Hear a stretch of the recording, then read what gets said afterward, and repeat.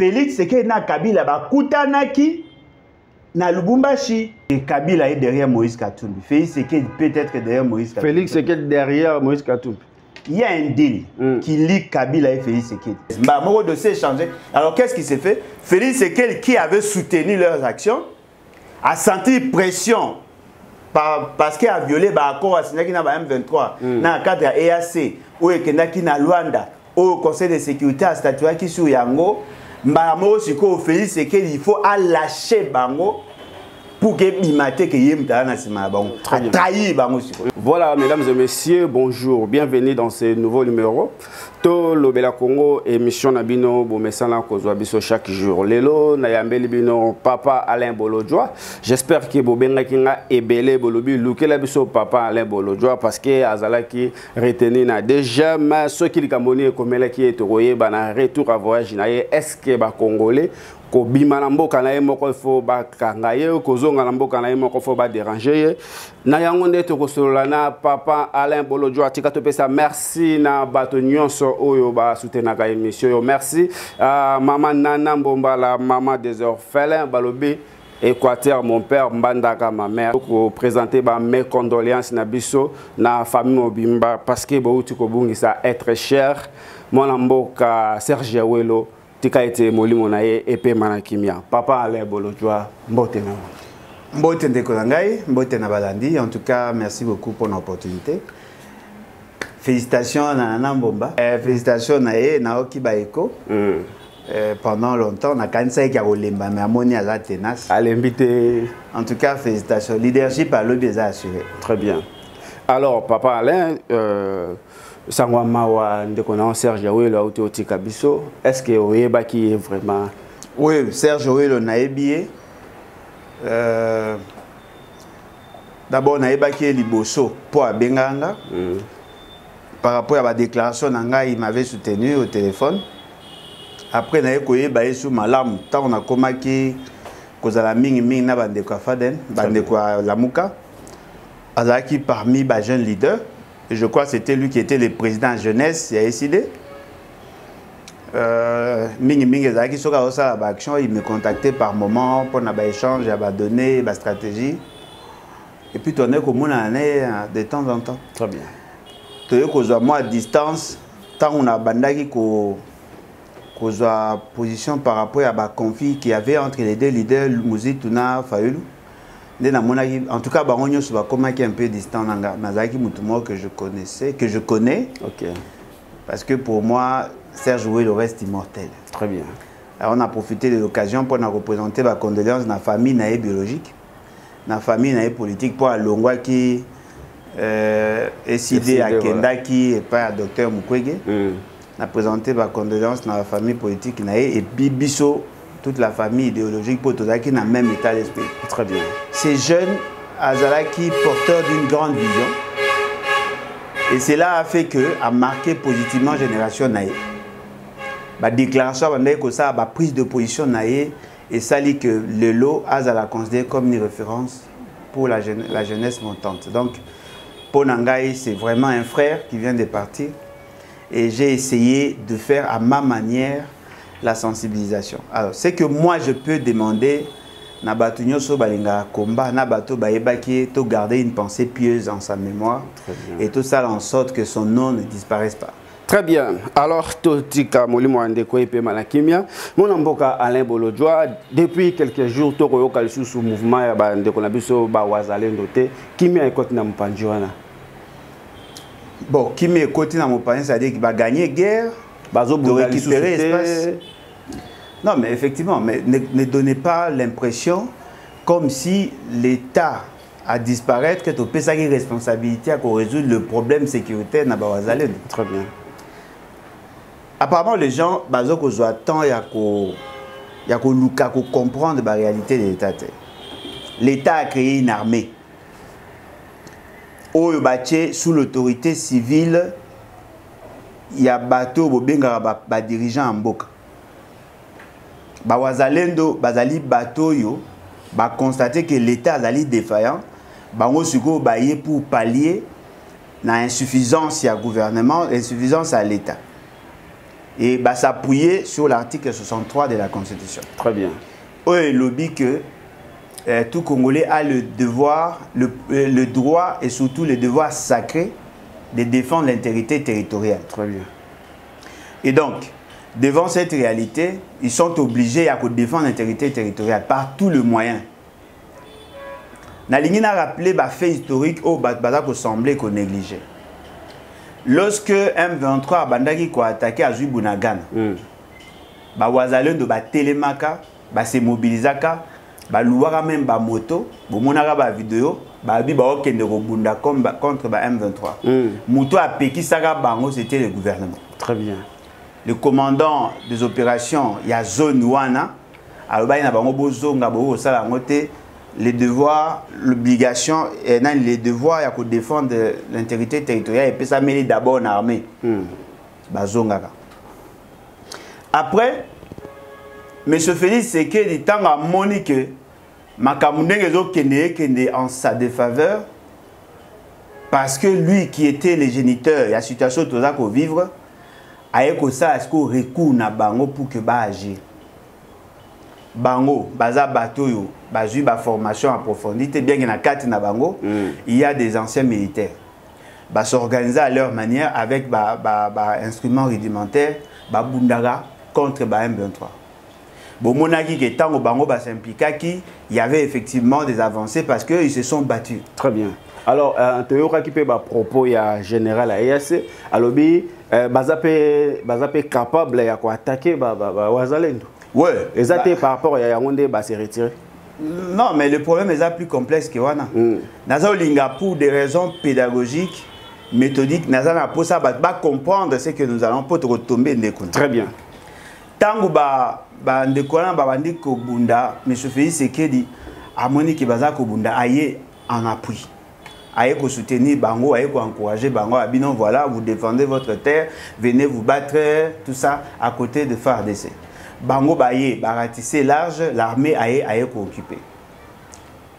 Et loko bandeko na biso wa Wazalendo baye bakite zali la nature de la personne de Félix Tshisekedi.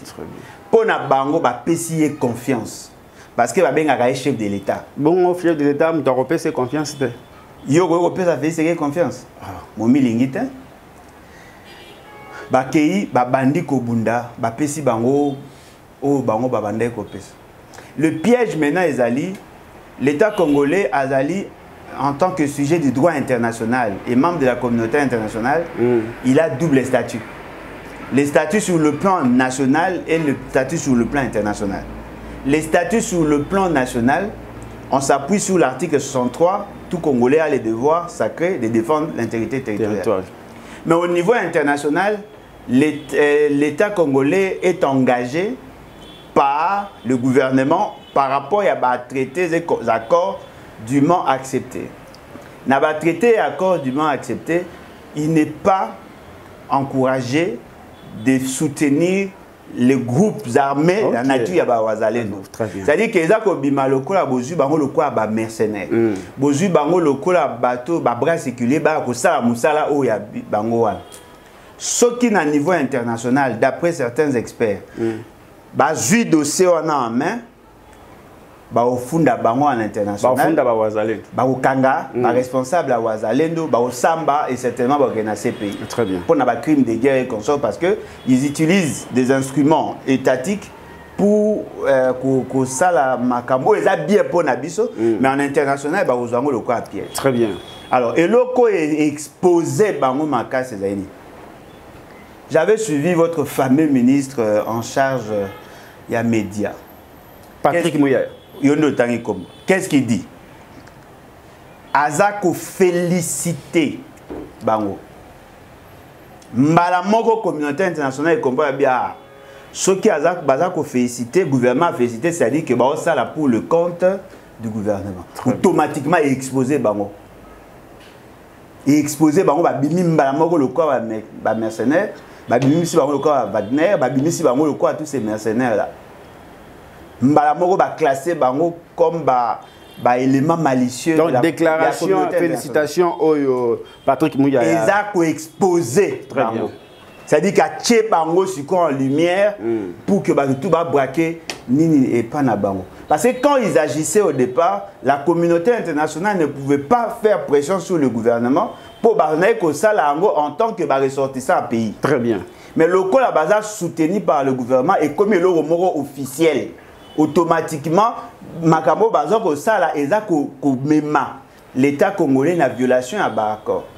L'État congolais, par le biais à M. Félix Tshisekedi, va signer un accord, il y a attaquer M23. Va signer un accord, il y a cessé le feu, il va attaquer M23. Armée a attaquer.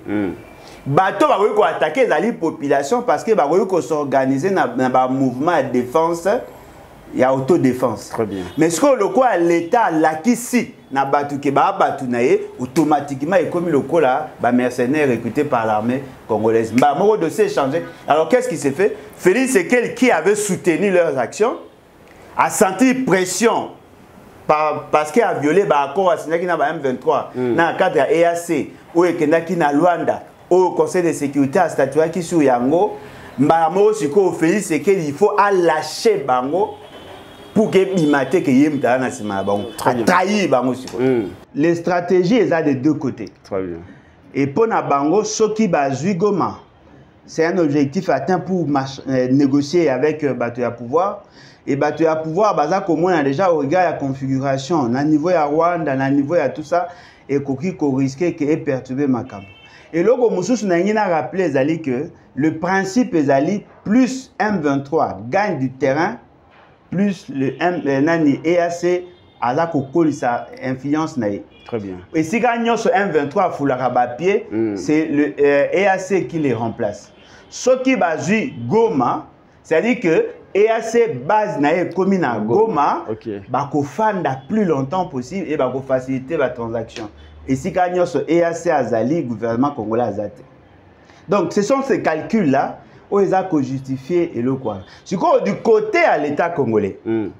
Félix Tshisekedi dans ses stratégies a dit que si on prend Goma, on va nous amputer de toute une province, il n'y aura pas d'élection. Donc, Mouto Bino Bozo Zela, à résoudre votre problème, tire des dividendes, n'a pas de problème, où ils ont commis la bino. Vous comprenez? Donc, Azako Linga, situation on a école réellement pour que permettre naïe à raison à organiser l'élection. Oh, Alinga ndengeni bango mtubazo sala nyoso ke yo bi ke wazalo no mtuba obundati. Très bien. Sauf c'est que bitumane zo bunda. Mais ministre de la défense a lobby soki ba. Ozora bato na sérieux pour na nini ndeko na ngai.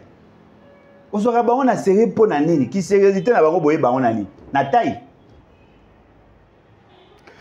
Alors, armée zo bunda wapi? To bunda wapi na foni?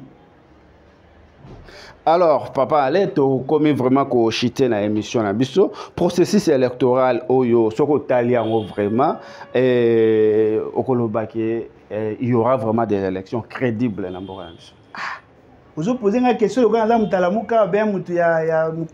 tu poses une question, le roi congolais. Il y a déjà que l'élection est à ma bé. Il y a possibilité.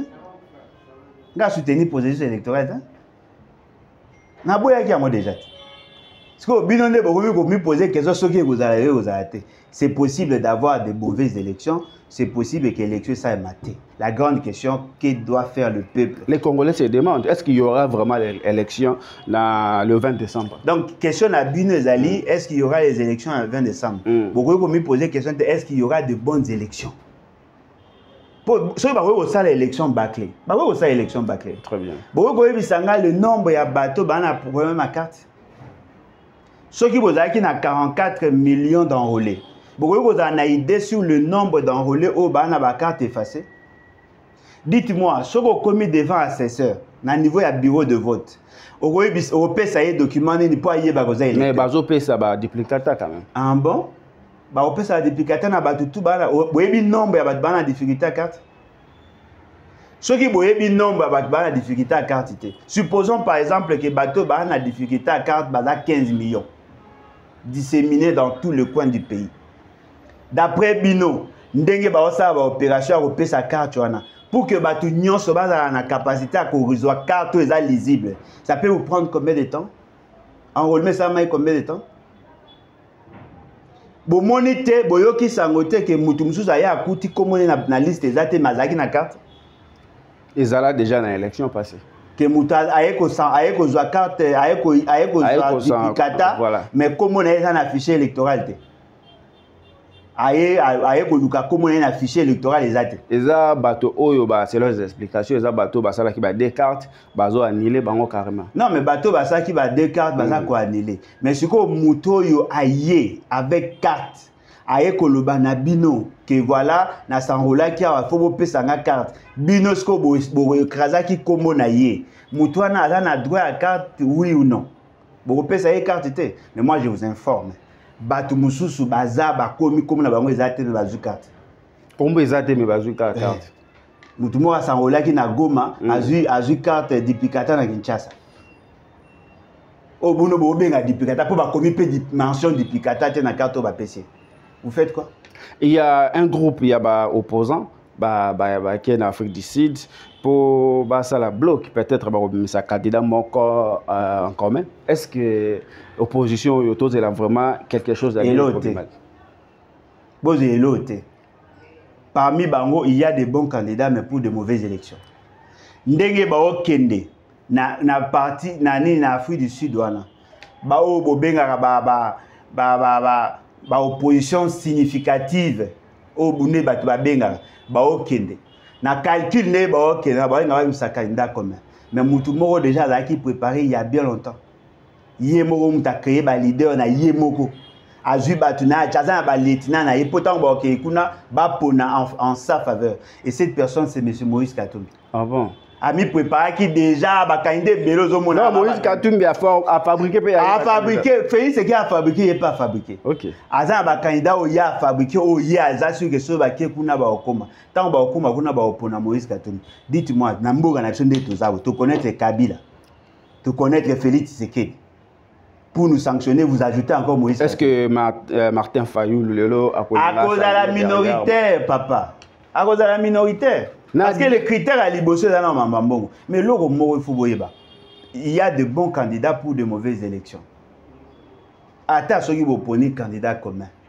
Bino bo otala sur le respect il y a délai constitutionnel. Mais bo otala sur la qualité à l'élection.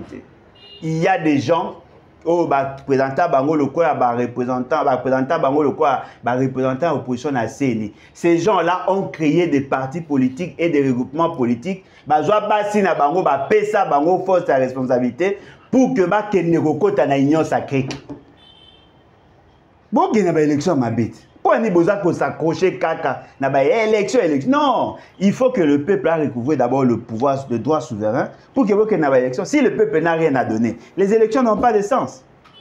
Ba okende bango ne ba opposant opposant pour anipo baza ba candidat pour ba lobaka mingi na TV pour ba na ba soutenir bango ba kei ba kutani kuna ba fandi okoyoka sango ba kopona Moïse Katumbi. Moïse sanga mboka na biso ne tozabo. Est-ce que Moïse Katumbi kanga loba soko yoki sango lobi to lobo kuna que Kabila est derrière Moïse Katumbi. Félix Tshisekedi peut-être derrière Moïse Katumbi. Félix Tshisekedi derrière Moïse Katumbi. Il y a un deal qui lie Kabila et Félix Tshisekedi. En international, Bakabona te la séparation des corps. Oh. Divorce est à consommer dans l'état civil. Bakoma unate. Bato bakabwana eza bando bayaka na bango okuna yaka na bana na libala ndi bana bakabwana FCC cash bakabwana bamsu bakende pa mama bamsu batika et pas papa mais papa na maman basala séparation des corps. Comment ça? Mais divorce est à consommer parce que l'acte à divorce est até. Expliquez bien. Mais on est à expliquer. Très bien. Ndenge tozaboé Moïse Katumbi peut aussi être les candidats à FCC. Il y a les candidats il y a deal Kabila Félix Tshisekedi. Oh. Beaucoup de personnes ont raison. Toza analyser. À qui peut poser la candidat à Félix Tshisekedi? Et loko nini ekola ki sapana ou bien analyse nini osali que Moïse Katumbi a koki koza la candidat il y a Kabila topé à Félix. Non mais c'est sur base des éléments d'information ngana yango. Oyoka kili solo ya katanganisation. Oyoka isangwa le Katanga veut récupérer le pouvoir, le Katanga veut se maintenir au pouvoir. Vous comprenez? Très bien. Kabila a parti à pression, n'a préféré qui a postulé. avant le moana pouvoir a garanti ça qu'il la notabilité katangaise que bazotia mutu oyo bango bakoyo ko maîtriser pour que bango bala na kimi bango bako garder pouvoir bako pesa bango primature le premier ministre né a na pouvoir ya solo yango bazaki ilunkamba. OK. Vous comprenez? Très bien. Siko tango siko makambe komi ko poser Félix Kabila ici bango vous le FCC si vous avez la majorité vous pouvez ngai que nani la dame là maman Mabunda na papa nani tambo mwamba balongwa te tango balongwe Kabila tiki bango. Okay. Il reste dans la vision avec Félix Sekete. Vous comprenez? Okay. Na ndenge makambe kende Félix Sekete na Kabila bakutanaki na Lubumbashi devant un ancien président qui était aussi parmi ma partenaires bateau portaki les deals Félix Sekedi Kabila.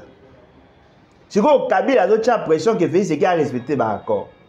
Félix Sekedi c'est quoi ça qu'on perd de face devant les militants naïe parce que il est dans la même situation que Kabila.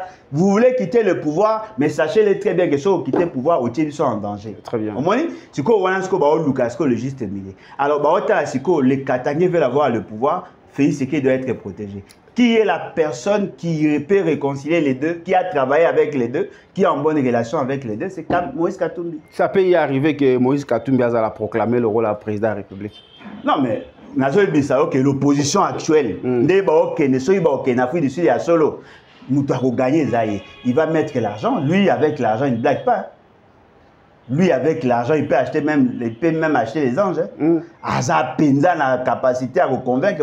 Alors, est-ce que Moïse Katumbi, dans la tête de la République, il peut apporter quelque chose? Non, mais il peut apporter quelque chose sur le plan infrastructurel, là, c'est sûr. Il va inviter les investisseurs Bakoya, mais il va tuer l'âme congolaise. Oh, comment ça? Parce que justement, degré à immoralité et comata, et puis l'essence de la nation est qu'on disparaître. Il peut être un bon président, mais pas être un bon chef de l'État. Alors, Papa Ale, bien que yo au boy ko kende na élection, parmi ba opposants nyonso bazawana, nani vraiment ko ta lobité OP azo kende lango na ndenga malam. Te, mutawa kende na ndenga malam te, bato malunga baza. Omoni, tu as l'impression que le quoi centre. Très bien. Batamalunga Baza, ce sont de bons candidats, mais pour de mauvaises élections.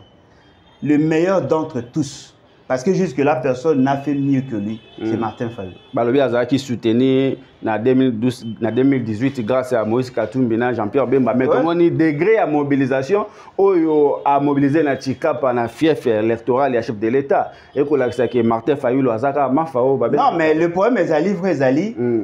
Ce qui est dans la compétition, il y a sport, boxe. Très bien. Moutou a porté ses ceintures, reste encore le champion. Okay. Quel que soit l'effort, il faut les battre pour que vous remplaciez. Jusque-là, personne n'a battu Martin Fayulu. C'est le politicien le plus populaire. Le politicien le plus populaire jusque-là. Mais l'argent va lui affaiblir selon eux. Non, mais le problème est l'argent est affaibli, mais le peuple ne va pas voter l'argent. Très bien. Le peuple peut voter pour la personne et ses idées. Martin Fayulu est le premier.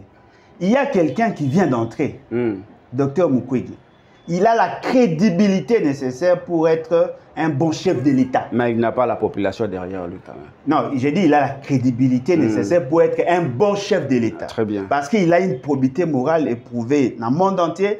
Azali, l'un des citoyens du monde, l'un des meilleurs citoyens du monde. Voyez-vous? De ce côté-là, sur le plan intellectuel, tout ça, moralité, il n'y a pas de problème. Aujourd'hui, c'est ça, très intelligent. Il peut être là, c'est qui koumi, aujourd'hui, Jean-Claude par exemple, l'équipe fait ce musique. Ok. Mais avec un poids d'agir Camille était n'a constant bout tamba tout ça. Mais on comparer Jean-Claude Baïndena fait ce qu'il était dans ma maman. Ok. Hein? Ah bon? Non bon. On comparer Baomi Baïté. Les abois. Bon yo comparer Baïndena. Na yebité on a beaucoup. Boni ndi kolanga. Ba opposant à Malunga Baza, mais ma beka rapport balingi au tient mitou na bango que le pays ne peut marcher qu'avec eux. Très bien. Et puis le Moussou Ali Bazaï na stratégie à politique à chaise vie ne paye pas. ndenge bazana ba se compromettre pour bandimi ba élection à mabe. S'il y a de mauvaises élections, on est responsable. S'il y a glissement, on est responsable. En ce moment-là, toutes les qualités au bazana ont ba vertu et là qu'on s'est dilué dans mauvaise élection. Est-ce qu'à part élection, ils ont la façon de non, mais il faut d'abord que le peuple passe à la souverain pour que l'élection ait un sens. Très bien. Et le peuple à la souveraineté, c'est qu'il y a une invention de Kabila, non? Oui ou non? Oui. Hein? Si vous avez voté à la président, bon, ceux qui va proclamer Siko Bolobane. Pour y avoir créé, à planter des corps, bien que depuis un certain temps, va commis au banga qui va échouer. Pour m'empêcher changer moi mon cœur. Ok. Et fait c'est que moi orgueil bazaki nango bazai sous nango te. Ah bon. Bazal nango te. La seule personne qui peut soutenir Félix c'est que Zaka Mouto soit à nommé par lui ou soit à de la nomination. Et Belé à Batunyoso bazo soutenir Félix c'est que Bazala nommé par lui. Oh. Mais Zaka internet par exemple yo na zuka exemple. Ceux qui ne connaissent pas ça on sait pas Félix c'est que akomo yana saki afufuna saki makabu na karton makabu na ndako. Au soutenir pour bloc à relier si la ndako te. Ah. Moutou bina normal au conscience de ça soutenir Mouto Félix c'est que. Alors, Alain Bolodjoa, tu as commis vraiment dans la émission na biso. Alain Bolodjoa, tu as besoin de ba nini comme le qui on aéroport. Bon, et là quoi est grave pendant et là que tant na utaki poto ango ya bango yo, tant na uti poto na commune aéroport, quand on est dans zakana ki wana tozo zela ba checker ba document pour passer ça va cacher ya entrée. Très bien. Pour na sortir na bimagi sans problème. Na même déjà. Mais cette fois-là bah le il faut na tous les cas tant on a l'équipe ba bzu passeport nanga ba kangi. Ba meminga na bureau mo ba pantinga pendant plus d'une heure. Ti na bimi na bureau na ba bisinga réseau ba kangela inga. Bazong c'est le passeport. Bazong c'est ngape passeport. Ba bi yo pour les gars la moindre problème il faut au Twitter au commis c'est comme si on les la trop. Oh. Si vous bo pimenga na olé. Doit nanga bo violer bo pimenga na kolela. Non yo non ozana ba ko contrôler te ba tunyo so peut ba ko contrôler ba. Oh mais ba contrôler mais ba kangi passeport nanga. Si vous avez un lobby qui va gagner passeport, on a pénalisé sur droite. Mais l'État quand même a fait ça, ça. Non, ça pour gagner passeport, on a. Mais ça une obligation de ça a raison à gagner passeport. Bah il ça qui a raison. Net nan naïf. Donc les gens na bossa sont avec même coller la toi na droit sur la tête. Ozo banga trop. Mais ça na banga qui na ngana yate. Na bimi na aéroport, ba ko kangaye, ba ko bomaye na ngayo. Est-ce que vous reprochez à quelque chose dans le gouvernement? Oui. On reproche à quelque chose quand on a clenché l'article 64. Très bien. Il y a un ça la passe dans le thème. Merci beaucoup, mesdames et messieurs. Alain Bolodjoa, une ministre de la caméra, s'adresser à la population. Naza ko senga na peuple congolais, naza ko réitérer appel nanga. Très bien. Ba élection à Mabé, c'est un danger pour la République. To bunda to enclenché l'article 64. Solution ya moi. Ata bandeko ba OK na Afrique du Sud. Na yo bisi bango déjà. Ce qui élection salami à Mabé, c'est vous le responsable. Ce qui élection salamité, c'est vous le responsable. Pour peuple il faut recouvrir d'abord pouvoir na yé pour appeler ça na muto ya lingi. Très bien. Boboyi ko soutenir initiative disposition ko enclencher l'article 64 de la Constitution parce que bon na ba calcul na bino. Mingi na bango zomona na baba tarasop. Ba ninga alisano ya Félix Tshisekedi. Mingi na kati na bango. Et ndenge ba okende na loyenge. Apparemment bazo jouer le rôle ya Félix Tshisekedi na Kabila. Parce que le décor eza kolakisa, le deal Félix Tshisekedi Kabila, il faut pas pona mutu moko ko réconcilier Kabila na Félix Tshisekedi. Apparemment c'est Moïse Katumbi. Soki Moïse Katumbi bimi na rencontre na bango soki rencontre ngo pe kozala solo. Alors, mesdames et messieurs, merci beaucoup Nandenge Bolandi Biso, Tina Souka Pesa, merci na John le patron Mtozalaki derrière caméra, merci na Bino Nyonso Ozam Mtosika s'abonner, ba numéro na biso ezawana tokutani prochainement.